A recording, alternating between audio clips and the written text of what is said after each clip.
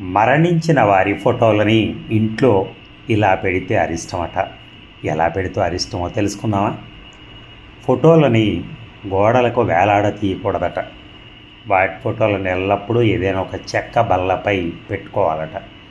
మరణించిన వారి ఫోటోలని ఎల్లప్పుడూ కూడా దేవుడి గదిలో పెట్టి పూజ చేయకూడదు. అలా చేస్తే ఇంట్లో కలహాలు వస్తాయి. కుటుంబ సభ్యులు, భార్యాభర్తలు ఎల్లప్పుడూ గొడవలు పడుతూనే ఉంటారు. మరణించిన వారి ఫోటోల పక్కనే బ్రతికున్న వారి ఫోటోలు పెట్టడం వలన బ్రతికున్న వారికి కూడా ఆయుష్ తగ్గుతుందట. చనిపోయిన వారి ఫోటోలను ఇంట్లోకి రాగానే కనిపించేటట్టు కూడా పెట్టకూడదట. ఇలా పెడితే ఆ ఇంట్లో ఎక్కువగా నెగిటివ్ ఎనర్జీ ఏర్పడుతుందట.